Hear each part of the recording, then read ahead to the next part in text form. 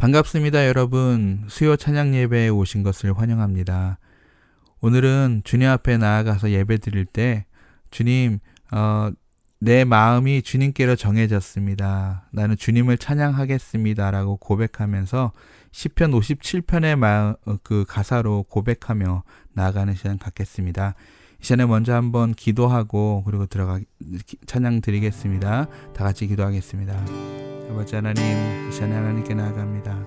아버지 하나님, 이 시간에 저희들의 마음을 주장하여 주시옵시고 오늘 주님 기뻐하시는 그런 예배로 나아갈 수 있도록 하나님께서 이끌어 주시기를 원합니다. 한 사람 한 사람의 심령을 주님께서 만져주시옵시고 한 사람 한 사람에게 주님 말씀하셔서 온전히 주님께만 더 귀하게 드려지는 그런 예배 될 수 있도록 아버지 하나님 이끌어 주시기를 간절히 바라옵곤합니다. 하나님 의지합니다. 이 시간은 성령으로 기름 부으셔서 한 사람 한 사람에게 주님 말씀하시고 기름 부으시고 만져주셔서 온전히 주님께만 더 귀하게 드려지는 그런 귀한 예배 될 수 있도록 아버지 하나님 이 자리를 하나님 지켜주시옵시고 그 시간을 지켜주시옵시고 악한 마귀의 영으로부터 틈타지 못하도록 주님께서 보호해 주시기를 간절히 바라옵곤합니다. 이 시간은 예수 그리스도의 이름만이 높임 받으시는 시간이오니 하나님 함께 하시옵시고 이끌어 주시고 지켜주시옵소서. 주님 의지합니다. 주님 함께 하시옵소서. 우리 주 예수 그리스도의 이름으로 기도드립니다.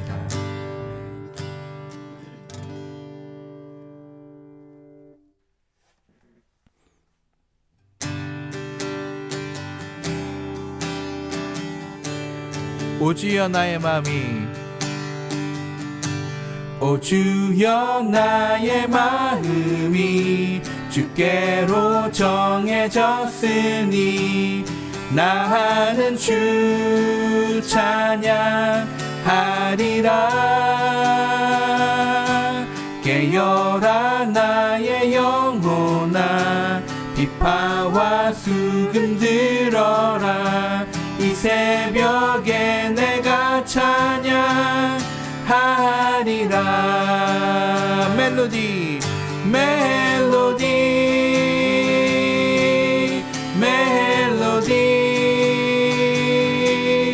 예수님은 나의 노래.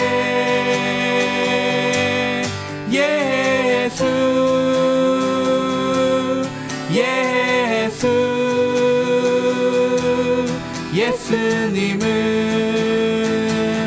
나의 노래. 다시 한번 오 주여 나의 마음이 오 주여 나의 마음이 주께로 정해졌으니 나는 주 찬양하리라.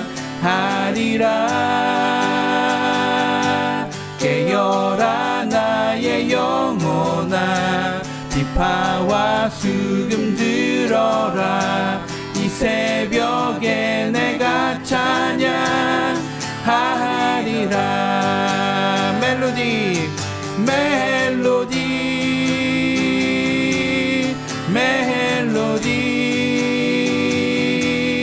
예수님은 나의 노래.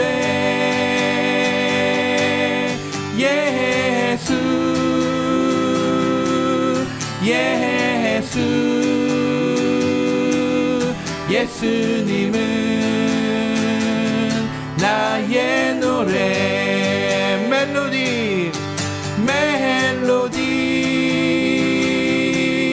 멜로디 예수님은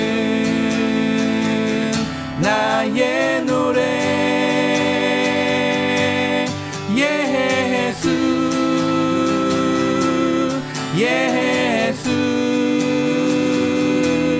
예수님은 나의 노래. 슬픈 마음 있는 사람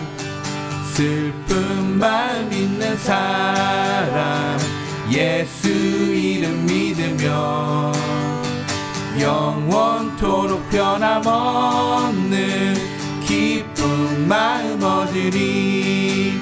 예수의 이름은 세상의 소망이요. 예수의 이름은 천국의 기쁨일세. 거룩하신 주의 이름 너의 방패 삼아라. 환난 시험 당할 때에 주께 기도드려라. 예수의 이름은 세상의 소망이요. 예수의 이름은 천국의 기쁨일세. 존귀하신 주의 이름 우리 기쁨 되도다. 주의 품에 안길 때에 기뻐 찬송 부르리. 예수의 이름은 세상의 소망이요. 예수의 이름은 천국의 기쁨일세. 우리 갈 길 다간 후에 우리 갈 길 다간 후에 보좌 앞에 나아가 왕의 왕께 경배하며 멸류관을 드리니. 예수의 이름은 세상의 소망이요. 예수의 이름은 천국의 기쁨일세. 예수의 이름은 예수의 이름은 세상의 소망이요. 예수의 이름은 천국의 기쁨일세. 아멘. 이 시간 이 찬양을 드리면서 성령님의 임재하심을 간구합시다. 성령님께서 이 자리에 오셔서 깊은 임재 가운데 들어가 드리는 그런 예배가 될 수 있도록 이 시간에 이 찬양으로 주님께 드리겠습니다.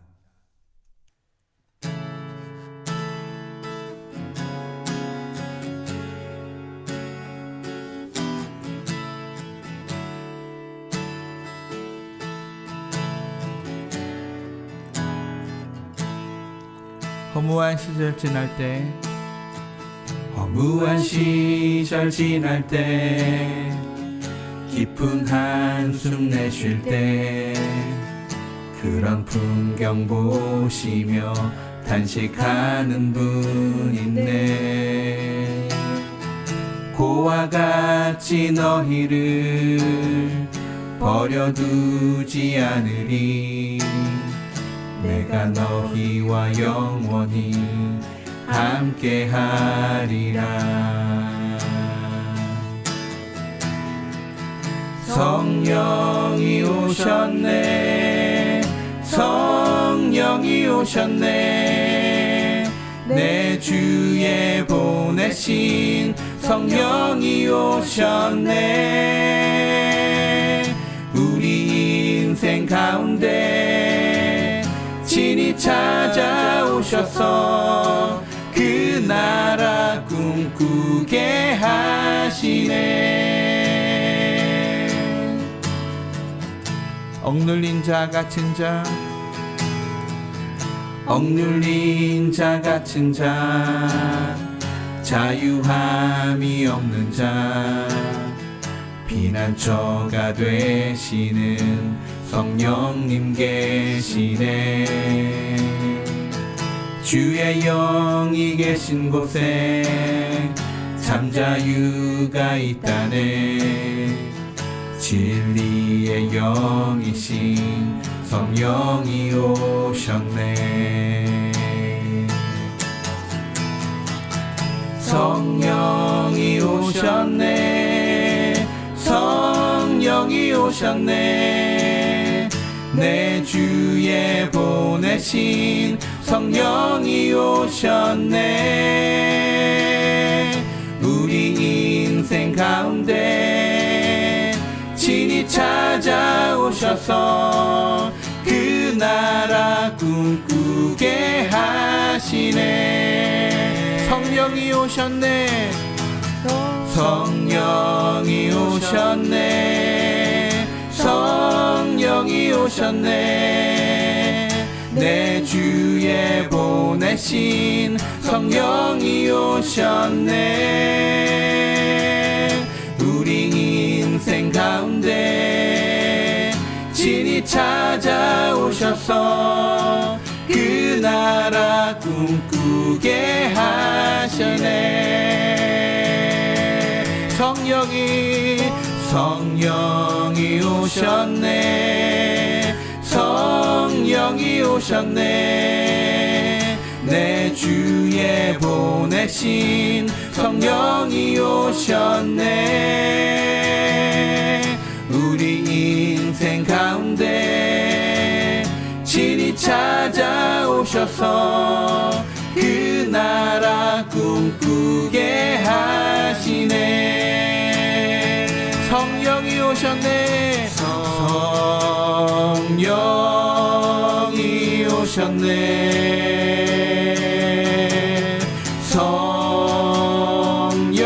성령이 오셨네.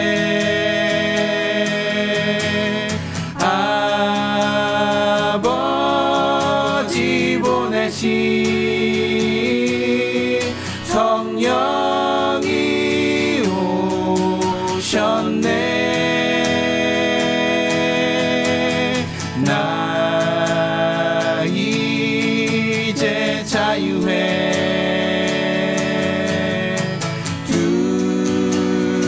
두려움 전혀 없네.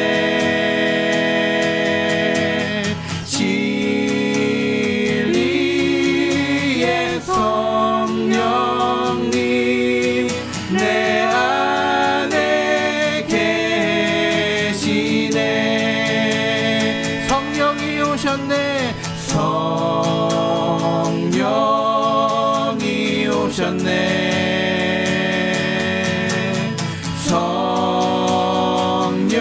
성령이 오셨네.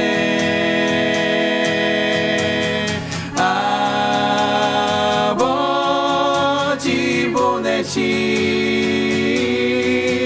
성령이 오셨네. 나 이제 자유해.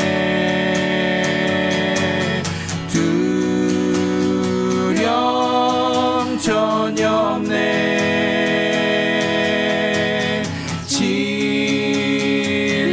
진리의 성령님 내 안에 계시네. 주님은 나의 산성. 주님은 나의 산성. 주님은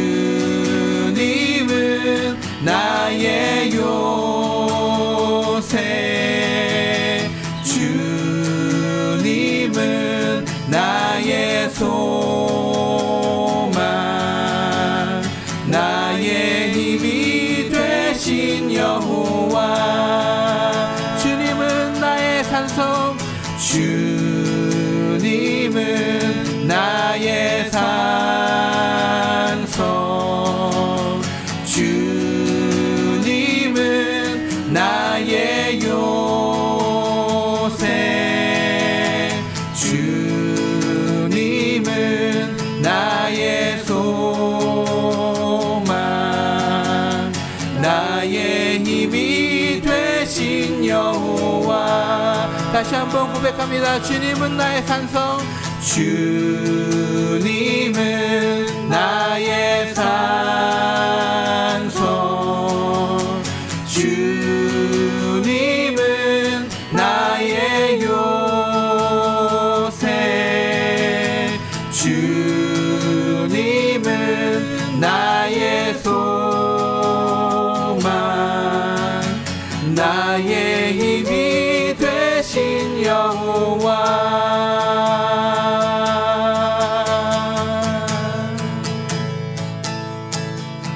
이 시간에 우리 한번 다 같이 기도하겠습니다.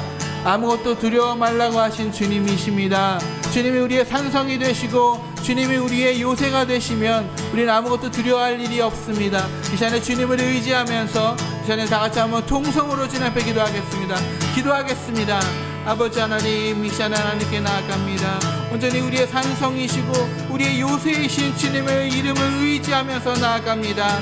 우리가 힘들 때, 우리가 연약할 때 우리의 산성이 되셔서 우리를 보호하시는 주님, 주님은 우리의 요새이시오니 우리가 그 요새 가운데 숨을 때에 모든 것이 두려울 것이 없으며 온전히 주님께서 우리들을 지켜 인도하실 줄로 믿습니다. 온전히 주님께서 반석이시오니 그 반석 위에 설 때 우리에는 아무 걱정이 없음을 고백합니다. 아버지 하나님, 온전히 저희들의 이름들을 지켜주시옵시고 저희들의 가족들을 지켜주시옵시고 저희들의 건강을 지켜주시옵시고 모든 일들마다 주님께서 이끌어주신 대로 나아갈 수 있도록 아버지 하나님 인도하여 주시기를 간절히 바라옵건합니다. 그래서 하나님, 저희 주님을 더 잘 아는 저희들 될 수 있도록 인도해 주시옵소서. 주님 앞에 더 나아가는 저희들 될 수 있도록 아버지 하나님 인도해 주시기를 간절히 바라옵건합니다.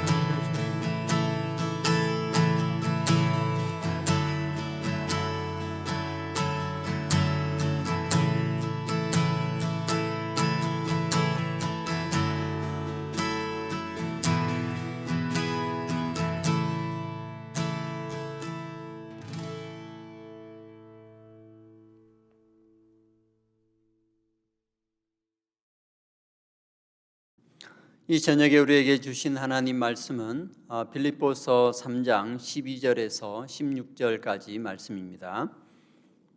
화면에 나와 있는 말씀을 우리가 다 함께 소리를 내어서 합독하겠습니다. 내가 이미 얻었다 함도 아니요 온전히 이루었다 함도 아니라 오직 내가 그리스도 예수께 잡힌 바 된 그것을 잡으려고 달려가노라. 형제들아, 나는 아직 내가 잡은 줄로 여기지 아니하고 오직 한 일, 즉 뒤에 있는 것은 잊어버리고 앞에 있는 것을 잡으려고 푯대를 향하여 그리스도 예수 안에서 하나님이 위에서 부르신 부름의 상을 위하여 달려가노라. 그러므로 누구든지 우리의 온전히 이룬 자들은 이렇게 생각할지니 만일 어떤 일에 너희가 달리 생각하면 하나님이 이것도 너희에게 나타내시리라. 오직 우리가 어디까지 이르렀든지 그대로 행할 것이라. 아멘. 세상을 보는 관점을 세계관이라고 합니다. 어떤 세계관을 가지느냐에 따라서 세상을 보고 해석하는 내용이 달라집니다. 무신론과 유신론은 세계관입니다. 그냥 그렇게 보겠다는 것이죠. 무신론을 세계관으로 가지고 있는 사람은 신이 없다고 생각합니다. 그 이유에 대해서 설명할 필요가 없습니다. 이것이 기본 전제이기 때문에 그렇습니다. 유신론을 가지고 있는 사람은 신이 있다고 생각합니다. 왜 신이 있는지 설명할 필요가 없습니다. 그냥 그렇게 보겠다는 것입니다.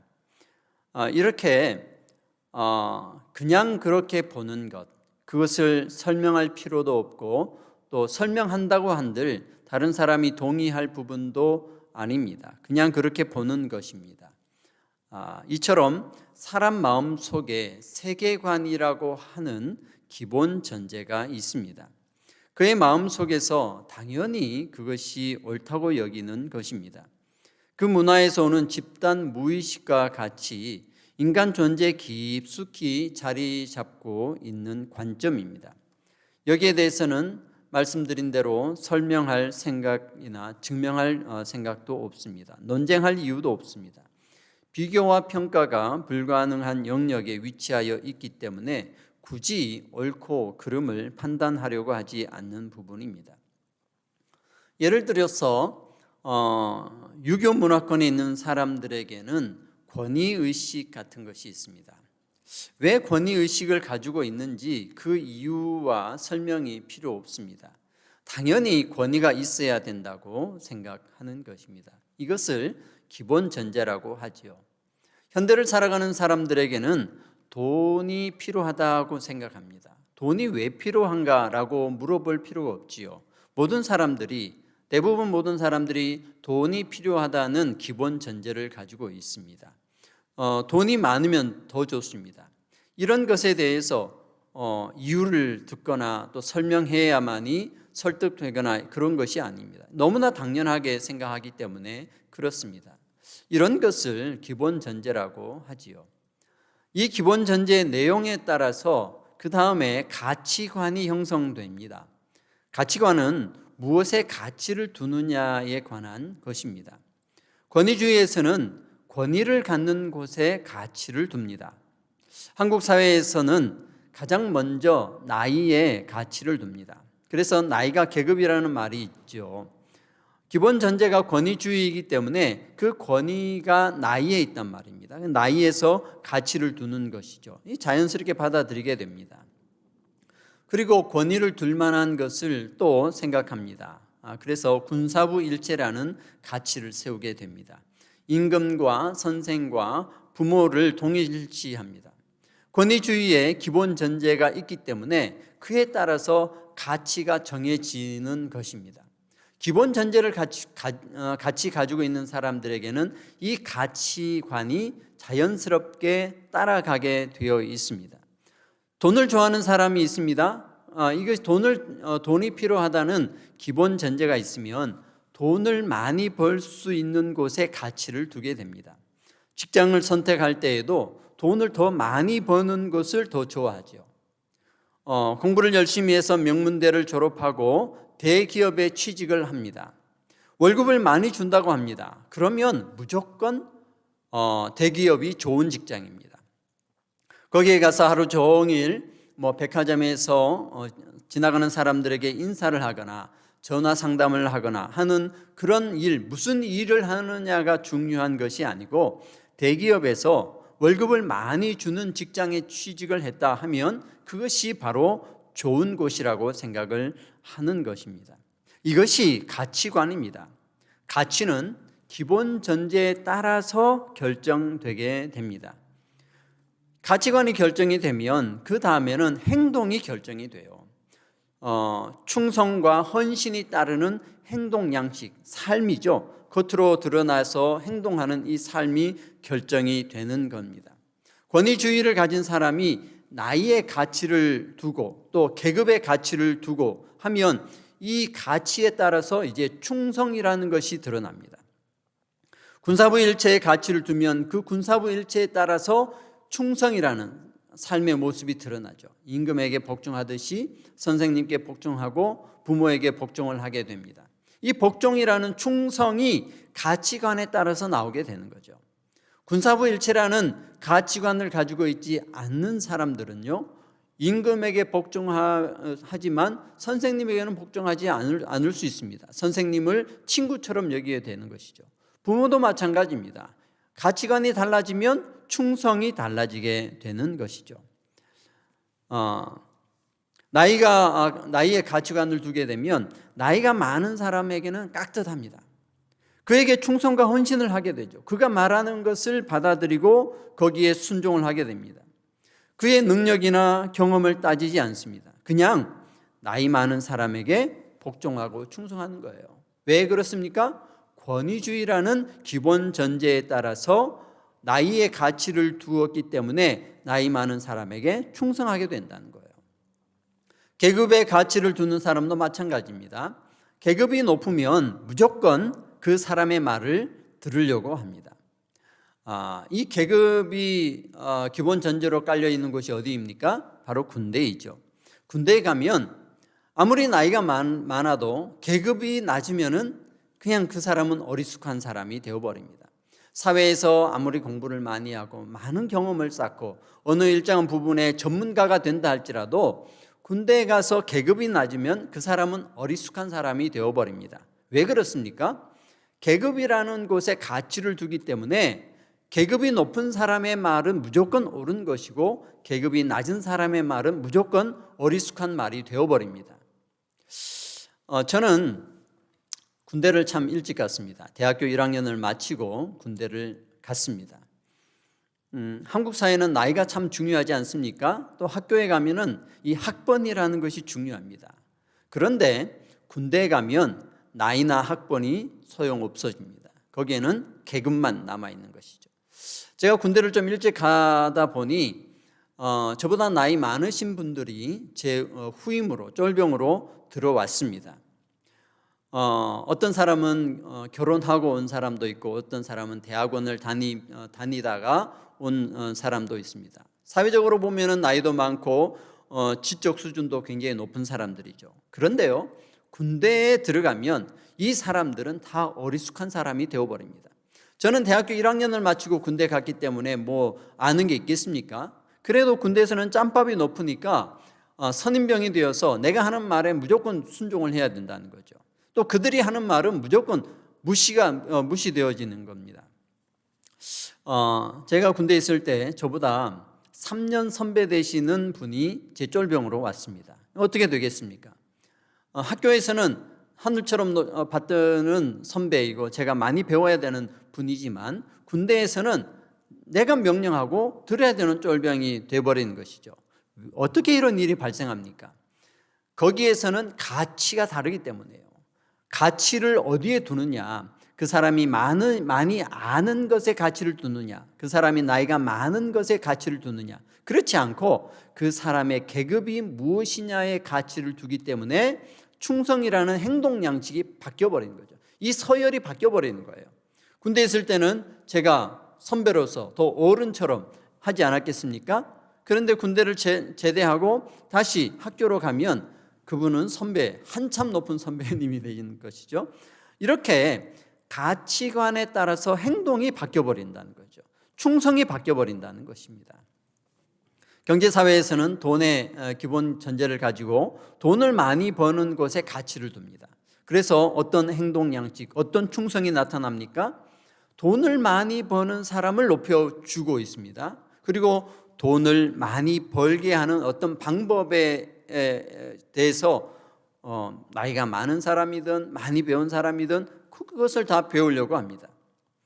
요즘 인터넷에서는 온라인 마케팅을 가르치고 배우는 것이 유행하고 있습니다. 왜냐하면 코로나 팬데믹 이후에 많은 경제활동이 온라인으로 들어가고 대면 관계가 사라지면서 비대면 관계가 많이 생기면서 온라인을 통해서 어떤 경제활동을 많이 하려고 합니다.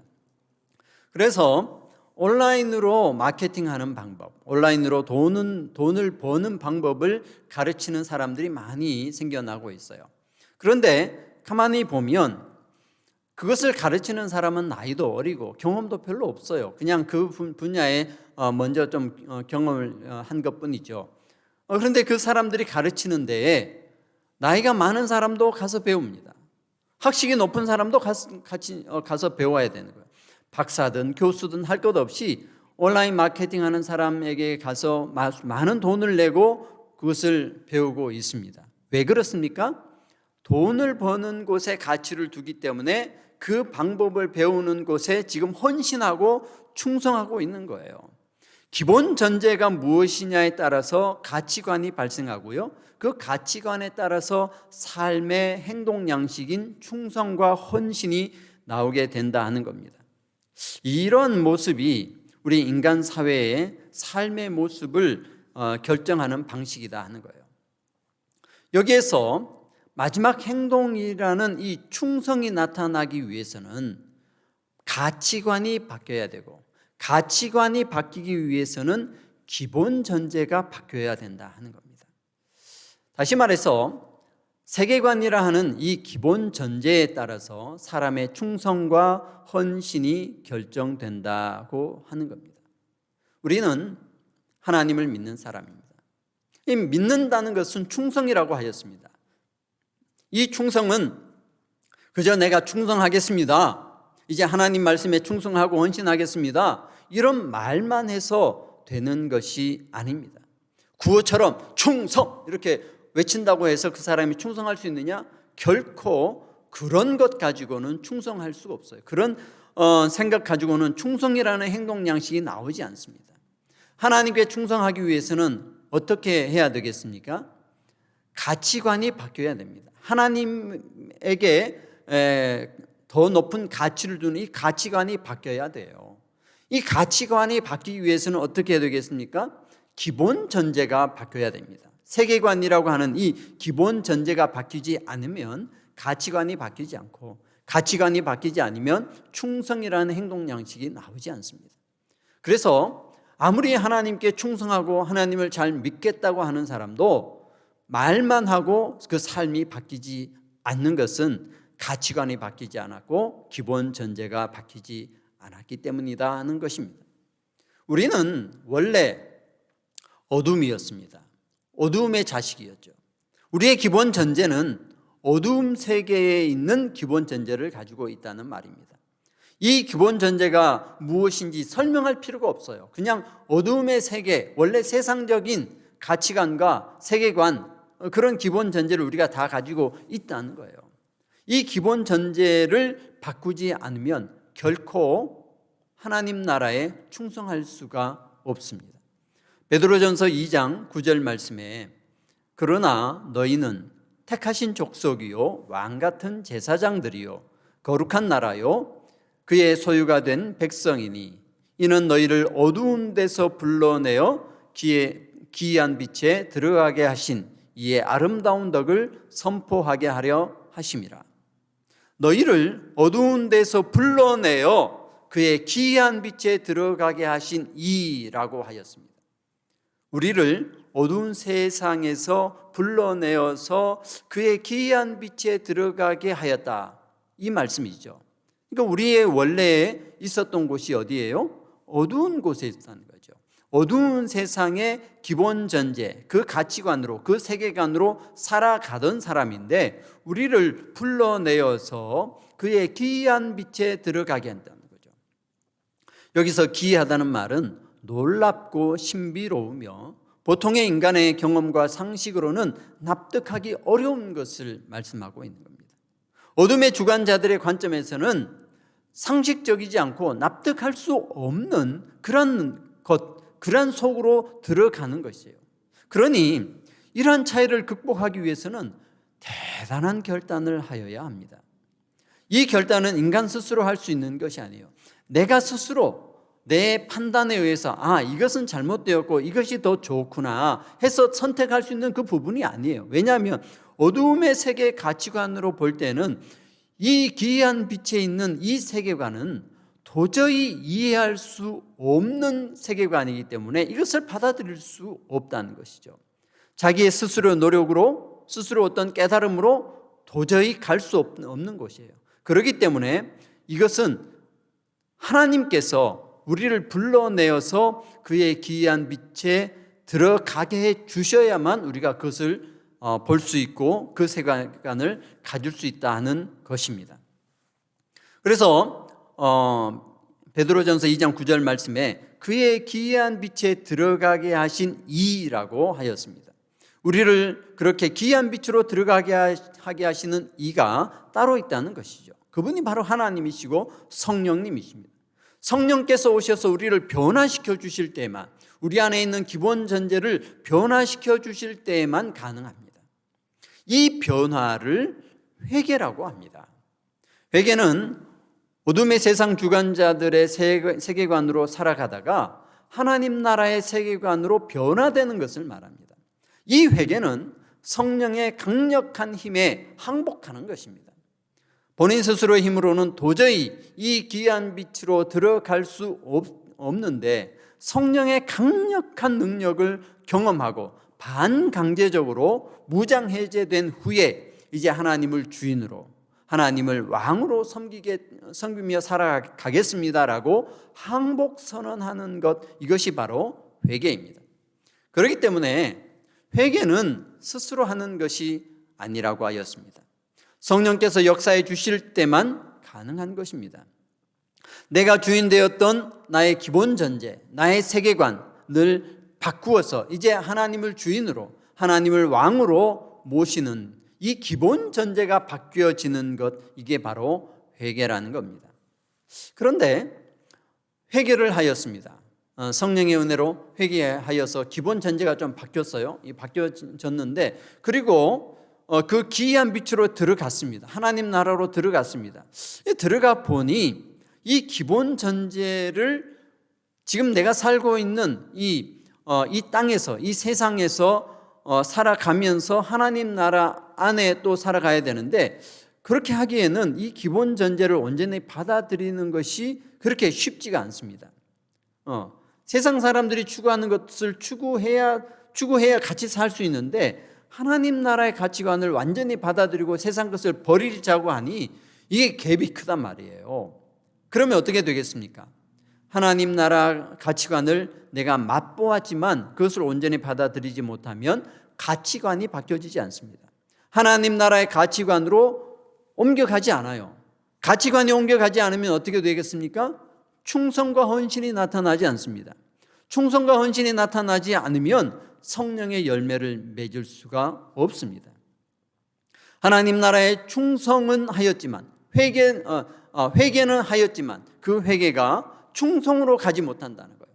회개를 하였지만 그 회개가 믿음으로 가지 못한다는 거예요. 그렇게 되면은 이 사람은 하나님 나라에 적응할 수 없는 사람이 됩니다. 회개한 사람이 믿음이라는 충성이 없으면 바로 이런 결과를 맞이하게 된다는 겁니다. 하나님의 백성이 되었다. 겉으로는 하나님 나라 백성이 되었다고 할 수 있어요. 교회에 나와서 교인이 되었다고 할 수 있어요. 그러나 교인이 되었는데 이 기본 전제에 충실하지 못하면 하나님 나라의 가치관을 받아들이지 못하므로 하나님 나라에 충성하지 못합니다. 그래서 열매를 맺지 못하는 거예요. 그래서 성령의 역사하심을 늘 경험하지 못하는 거예요. 하나님 나라에 겉으로는 하나님 나라에 있으면서 세상의 가치관으로 계속 살아가고 있는 거예요. 하나님의 말씀을 대할 때마다 세상적 가치관으로 그 말씀을 해석하는 거예요. 이것이 바로 하나님의 말씀을 인간의 교훈으로 가르치게 되고 인간의 교훈으로 받아들이게 된다는 겁니다. 세상 가치관으로 하나님의 말씀을 보니 하나님 말씀 가운데에서 세상에서 성공하는 방법만 자꾸 찾으려고 한다는 거예요. 예수님께서는 이런 것을 굉장히 싫어하셨습니다. 이런 사람들이 바로 바리새인들이었고 서기관들이었지 않습니까? 하나님의 나라 기본 전제로 하나님 나라 가치관을 세우고 하나님 나라에 충성하는 사람을 예수님께서는 원하신다 하는 겁니다. 오늘 읽은 본문 말씀에서 우리는 사도 바울의 세계관, 기본 전제를 엿볼 수 있습니다. 사도 바울은 어떠한 눈으로 세상을 보았습니까? 12절 말씀입니다. 내가 이미 얻었다 함도 아니요 온전히 이루었다 함도 아니라 오직 내가 그리스도께 잡힌 바 된 그것을 잡으려고 쫓아가노라. 첫 번째 사도 바울의 인생관, 그 세계관과는 이미 얻었다 함을 부인하는 세계관입니다. 내가 가진 것으로 나를 평가하기를 거부한다는 거예요. 내가 가진 지식으로 나의 존재를 인정받기를 원치 아니합니다. 나의 소유가 나를 세우는 것이 아니라는 사실을 인정하고 살아가는 세계관입니다. 왜 그렇습니까? 하나님 나라의 세계관으로 건너갔기 때문에 그렇습니다. 이것은 인간 세계, 어두운 세계의 세계관입니다. 내가 가진 것, 내가 소유한 것, 나의 지식으로 인정받고자 하는 것은 세상의 세계관이에요. 이것을 거부하겠다는 거예요. 왜 그렇습니까? 하나님 나라 세계관을, 하나님 나라의 기본 전제를 내가 받아들이기 위해서 그런 것입니다. 사도 바울은 가진 것으로 자존심을 세우려고 하지 않습니다. 그는 자비랑으로 직접 천막 만드는 일을 하면서 선교를 하였습니다. 사도 바울은 얼마나 많은 시간 동안 전도를 하였겠습니까? 또 얼마나 많은 시간 동안 천막 만드는 일을 하였겠습니까? 그는 천막 만드는 그 기술이 있었기 때문에 많은 시간을 들여서 천막을 만들었으면 경제적으로 부유했을 거예요. 그러나 사도 바울은 그렇게 하지 않았습니다. 그는 하나님의 말씀을 가르치고 전하는 일에 많은 시간을 쓰고 최소한의 시간으로 천막 만드는 일을 하면서 경제적인 수입을 얻었습니다. 그는 바리새인 중에 바리새인입니다. 그는 당연하게 유대인들에게 돈을 요구할 권한이 있습니다. 그러나 그 권한을 사용하지 않았지요. 자기가 번 것으로만 가지고 경제 활동을 하고 그 나머지는 하나님 나라 말씀을 전하는 데 집중하였습니다. 왜 그렇습니까? 하나님 나라의 기본 전제, 그 세계관을 가졌기 때문에 그렇습니다.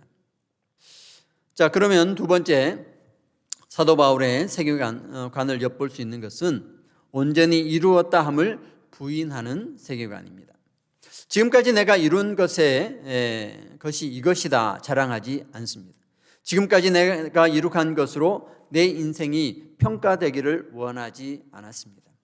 나의 소유뿐만 아니라 나의 업적으로도 평가받기를 원치 않았습니다. 지금까지 내가 이룬 것을 자랑하지 않습니다. 왜 그렇습니까?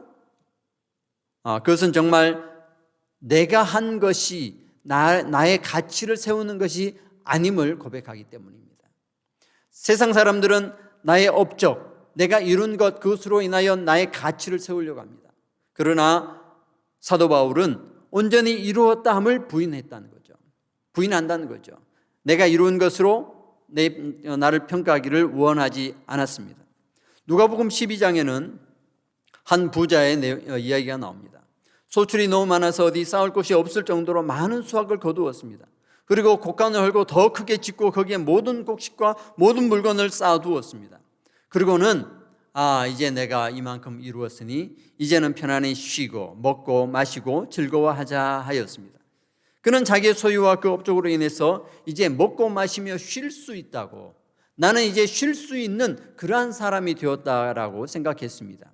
그럴 때 하나님께서는 오늘 밤 내 영혼을 도로 찾으리니 그러면 내가 예비한 것이 네 것이 되겠느냐라고 하였습니다.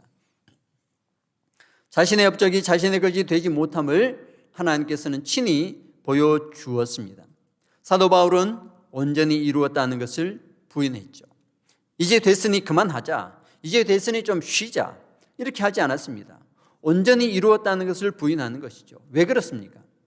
하나님 나라의 세계관은 청지기이기 때문에 그렇습니다. 내가 이룬 것이 내 것이 아니라는 거예요. 나는 청지기이기 때문에 하나님만이 주인이시고 하나님이 나의 주인이시고 나는 청지기라는 거예요. 나는 맡겨진 일을 계속할 따름인 것이죠. 이 청지기는 죽을 때까지 맡겨진 일을 감당하는 사람이라는 겁니다. 그래서 내가 얻은 것, 내가 이루은 것은 내 것이 아니라 고백합니다. 13절 말씀에서 형제들아 나는 아직 내가 잡은 줄로 여기지 아니하고 오직 한 일, 즉 뒤에 있는 것은 잊어버리고 앞에 있는 것을 잡으려고 표대를 향하여 그리스도 예수 안에서 하나님이 위에서 부르신 부름의 상을 위하여 달려가노라 하였습니다. 나는 아직 내가 잡은 줄로 여기지 않았다 하였습니다. 내가 뭔가를 잡았다, 그것은 내 것이다, 내가 이것을 이루었다 생각하지 않는다는 것이죠. 지금까지 이방인을 향하여 복음을 전하였습니다. 많은 이방인들이 주께로 돌아왔습니다. 그러나 이 성과를 내가 잡은 것으로 생각하지 않는다는 거예요. 그것으로 내가 구원받았다, 나는 이렇게 복음 전했으니 나는 이제 천국 티켓을 받았다, 천국이 확정되었다, 그러니 이제 좀 쉬자, 이게 아니라는 거예요. 청지 때문에 끝까지 하나님께서 맡겨주신 그 사명을 감당하며 살겠습니다라고 하는 거예요. 내가 잡은 줄로 여기지 않는 그러한 삶이었습니다. 세 번째, 사도 바울의 인생관은 표대를 향하여 달려가는 것입니다. 오직 내가 그리스도께 잡힌 바 된 그것을 잡으려고 쫓아가노라. 사도 바울은 인생을 마라톤에 비유하였습니다. 인생을 분명한 목표를 향하여 달려가는 마라톤에 비유한 것입니다. 이것이 사도 바울의 어떤 세계관입니다. 제가 신학교 다닐 때에 채플 시간에 들었던 어느 교수님의 인생관이 생각이 납니다. 채플 시간인데 이 교수님께서, 목사님이시죠, 교수님께서 찬송이 아닌 어떤 노래를 부르셨는데 그것은 바로 인생은 나그네 길 어디서 왔다가 어디로 가는가, 이것을 신학생들이 모여 예배드리는 그 채플 시간에 이 노래를 하신 겁니다. 그러면서 인생은 나그네 길이다라고 하셨습니다. 인생은 나그네 길이기에 돌아갈 본향을 두고 있다고 하신 거예요. 두루두루 다니지만 내가 정착할 곳은 이곳이 아니고 나그네처럼 다시 돌아가야 할 본향을 사모하며 살아가야 된다고 하셨습니다. 그렇습니다. 우리 그리스도인들은 항상 본향을 사모하며 나그네와 같은 삶을 살아가는 것이 분명합니다. 그런데 사도 바울은 나그네로서 본향을 향하여 가긴 가는데 그냥 나그네처럼 편안하게 둘러보면서 여행하면서 본향을 향하여 가느냐? 그렇지 않았습니다. 사도 바울은 마라톤이다 하였습니다. 인생은 마라톤이라는 거죠. 인생은 하나님이 위에서 부르신 부름의 상을 위하여 다름질쳐가는 마라톤 경주라는 거예요. 마라톤을 하는 선수는 자신이 가진 것으로 경기에서 우승하지 않습니다. 마라톤 하는 사람은 자기가 어떤 많은 부를 축적하기 때문에, 많은 것을 얻었기 때문에 그 마라톤 경기에서 1등 하느냐? 그렇지 않습니다. 지금 세계에서 가장 돈이 많은 부자가 누구냐? 이런 리스트가 있습니다. 그것은 그의 소유로 인해서 1등, 2등, 3등, 4등 결정될 수가 있겠죠. 그러나 아무리 많은 돈을 가진다 할지라도 그가 마라톤 경기에 나가서 재물이 많기 때문에 1등 되느냐? 전혀 그렇지 않습니다. 마라톤 경기는 반드시 결승점에 골인을 가장 먼저 해야 됩니다. 결승점 골인점을 통과해야만이 상을 받을 수 있는 것이 마라톤이에요. 아무리 부자를 할지라도 중간에 포기하고 나고 한다면 그는 상을 받을 수가 없습니다. 그러기에 사도 바울은 인생을 마라톤과 같이 다름질치는 경주라고 생각했습니다. 마라톤은 쉬면 안 됩니다. 계속 자기의 페이스를 유지하면서 계속 골인 결승점을 향하여 달려가야 합니다. 이미 얻은 것, 내가 이미 10km를 달려왔다 하더라도 그 10km를 잊어버려야 되는 거예요. 앞으로 남은 것을 보아야 됩니다. 결승점을 보고 가야 된다는 것이죠. 30km를 달렸습니다. 30km 달린 것으로 만족해서는 안 되죠. 마지막 결승점까지 달려가야만 상을 얻을 수 있습니다. 어렸을 때 억울하면 출세하라 하는 말을 많이 들었습니다. 그래서 그래, 인생은 출세하는 것이 최고다. 출세해야만 인생에 꽃을 피우게 되겠구나라는 생각을 했습니다. 그런데 나이가 들면서 자아정책이 확립되면서요, 그리스도 안에서 새로운 인생관을 가지게 되면서 출세가 성공이 아님을 깨닫게 됩니다. 출세하는 것이 인생의 최고의 목적이 아니구나. 인생의 최고의 목적은 무엇이냐? 하나님 나라의 세계관으로 볼 때는 그것은 바로 하나님의 백성 되는 거예요. 하나님 나라에 들어가는 것이에요. 천국에 가는 것이에요. 그게 최고의 가치관이 되는 거예요. 출세를 한들 그 출세는 하나님 나라와 상관이 없는 거예요. 돈을 아무리 많이 벌어도 그것은 하나님 나라와 상관이 없는 거예요. 이것을 알게 된 겁니다. 이것을 깨닫게 되는 것이 기본 전제가 바뀌는 겁니다. 말씀을 맺고자 합니다. 관광지에 가면은 아주 멋있는 호텔들이 많습니다. 이 호텔에는요, 같은 평수의 방이라도 전망에 따라서 그 가격의 차이가 납니다. 똑같은 설계, 또 똑같은 재질, 똑같은 모양을 갖고 있는 방이라 할지라도 그 창가를 통해서 무엇을 보느냐에 따라서 그 가격이 결정이 되는데, 그 보이는 곳이 확 트인 바다와 같은 이런 전망이면 비싸고, 그냥 꽉 막힌 산이 보이면은 싼 방이 됩니다. 우리 인생도 마찬가지입니다. 어떤 기본 전제를 가지고 무엇에 가치를 두며 무엇을 바라보며 어디에 충성하며 살아가느냐에 따라서 인생의 가치가 달라진다는 거예요. 이 가치는 하나님 앞에 갔을 때에 하나님께서 결정해 주시는 가치입니다. 그러니 우리는 어떤 가치관을 가지고, 어떤 세계관을 가지고, 어떤 행동 양식을 가지고 살아가야 할지를 생각해야 합니다. 우리가 가지고 있는 인생의 기본 전제, 세계관을 한번 점검해 보시기 바랍니다.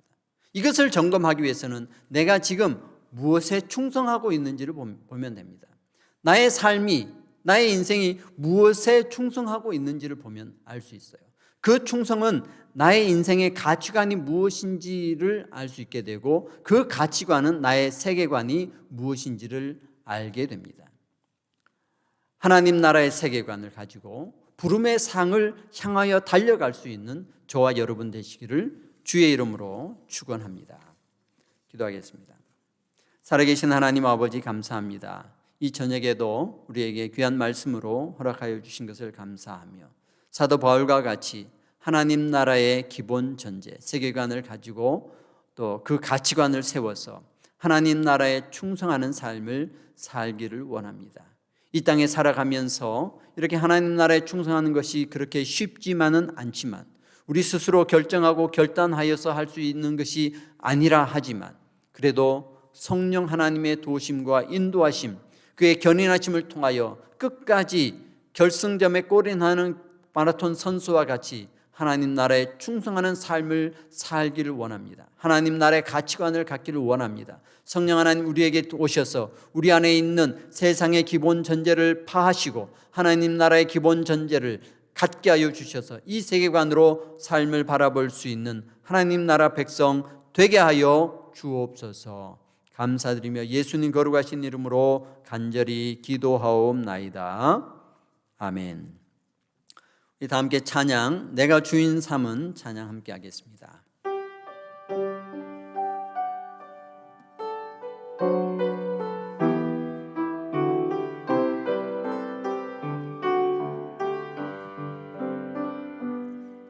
내가 주인 삼은 모든 것 내려놓고 내 주 대신 주 앞에 나가 내가 사랑했던 모든 것 내려놓고 주님만 사랑해.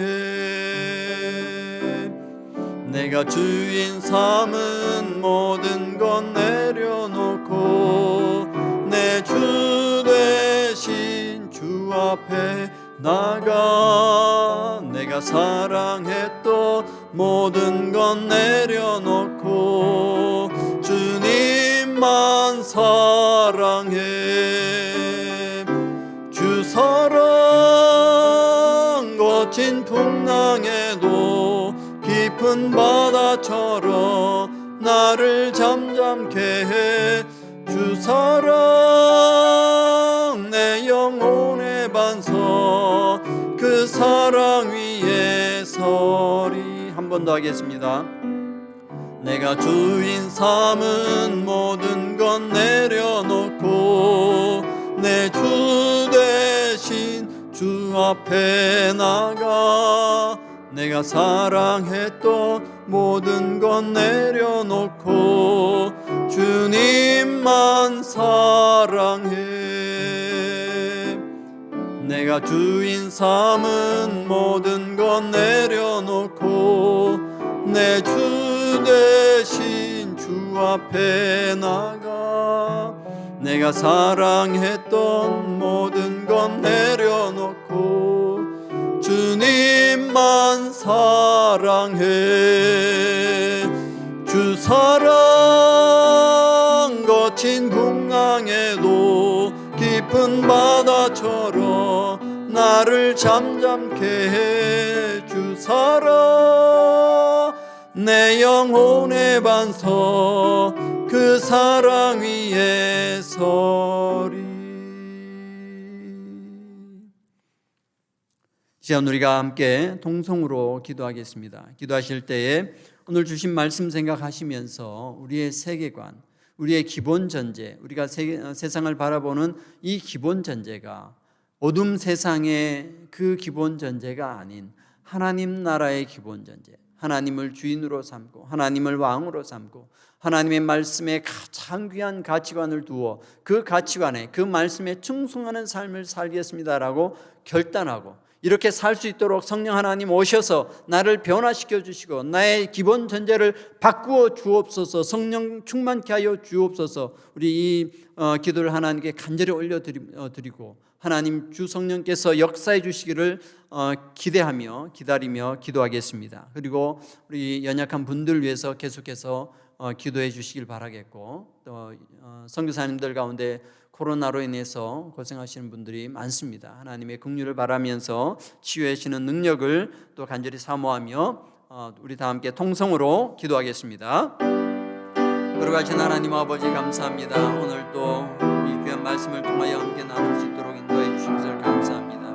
하나님 아버지 우리의 삶에 있어서 우리가 충성하고 우리가 헌신할 수 있는 것은 단순히 우리가 말을 하고 또 고백하고 그렇게 결단하는 것으로 되는 것이 아니라 우리의 기본 전제가 바뀌어야 되고 우리의 가치관이 바뀌어짐으로 인하여 충성이라는 것이 나옴을 알게 되었습니다. 하나님 사도 바울과 같이 하나님 나라의 가치관을 가지고 그 가치관에 따라서 그 전제를 가지고 가치관을 가지며 거기에 따라서 충성하며 목숨 바쳐서 하나님 나라 위해 살아갈 수 있는 사람이 되기를 원합니다. 하나님 이것을 위해서 우리에게 있는 이 기본 전제, 세상 어둠 세계관, 세상 속에 있는 사람들과 같은 그런 세계관을 가지고 그런 전제를 가지고는 결코 하나님 나라에 충성할 수 없는 것을 알게 되었습니다. 우리가 참으로 충성하지 못하는 것은 우리의 가치관이 바뀌지 아니하고 우리의 기본 전제가 바뀌지 아니하였기 때문에 하나님의 말씀이 있음에도 불구하고 충성하지 못하며 헌신하지 못하는 것을 알게 되었습니다. 살아계신 하나님, 이 시간 다시 우리가 하나님의 나라에 충성하기 위하여 기본 전제가 바뀌어야 되는 것을 알게 되었으니 주 성령 하나님 우리에게 임재하여 주시고 우리 안에 있는 이 세계관을 이 기본 전제를 완전히 바꿔주시고 우리의 말로 설명할 수 없지만 우리가 깨달을 수 없지만 하나님께서 변화시켜 주셔야만이 우리를 회개케 해 주셔야만이 우리를 하나님께 온전한 주인으로 왕으로 모실 수 있는 그런 기본 전제가 장착되어야만이 우리의 가치관이 바뀌고 우리의 충성이 나오는 것을 알게 되었으니 주여 이러한 삶을 살 수 있도록 역사하여 주옵소서. 하나님 그렇게 우리를 변화시켜 주시옵소서. 하나님 사랑하는 우리 교회 속에 있는 여러분들 하나님 기억하여 주시고 그들의 연약한 가운데 있습니다. 하나님 도와주옵소서. 아버지 병상 중에 있는 이들 속히 일어나서 하나님 나라에 충성하며 살아갈 수 있도록 은혜 내려 주시옵소서. 우리 김상규 집사님 기억하여 주시고 아버지 박원우 권사님 함께하여 주옵시고 재선우 권사님 주님 일으켜 주셔서 힘들고 어려운 그런 과정 가운데 있다 할지라도 주여 능히 이겨내게 하여 주시고 아버지 목숨보다도 더 귀한 하나님을 바라보며 하나님 안에서 새 힘을 얻을 수 있도록 주여 은혜 베풀어 주시옵소서. 하나님 감사합니다. 또 세계 열방 가운데 되신 우리 선교사님과 가정을 위해서 기도하오니 그들에게도 주의 놀라우신 능력으로 함께하여 주셔서 아버지 보험 말씀 전할 때마다 하나님의 능력이 나타나며 그들의 모든 어려움과 역경 가운데서도 속히 일어날 수 있도록 주여 강건케 하여 주옵소서. 아버지 코로나로 감염으로 인해서 힘들어하는 주의 종들이 싸우니 주여 속히 일어나게 하여 힘도하여 주시옵소서. 감사합니다. 하나님께서 우리를 다스려 주시고 하나님 나라에 세워주신 것을 감사하며 예수님 거룩하신 이름으로 간절히 기도하옵나이다. 아멘. 주님 가르치신 기도로 예배를 마치겠습니다. 하늘에 계신 우리 아버지여, 이름이 거룩히 여김을 받으시오며 나라가 임하옵시며 뜻이 하늘에서 이룬 것 같이 땅에서도 이루어지이다. 오늘날 우리에게 일용할 양식을 주옵시고 우리가 우리에게 죄 지은 자를 사하여 준 것 같이 우리의 죄를 사하여 주옵시고 우리를 시험에 들게 하지 마옵시고 다만 악에서 구하옵소서. 대개 나라와 권세와 영광이 아버지께 영원히 있사옵나이다. 아멘.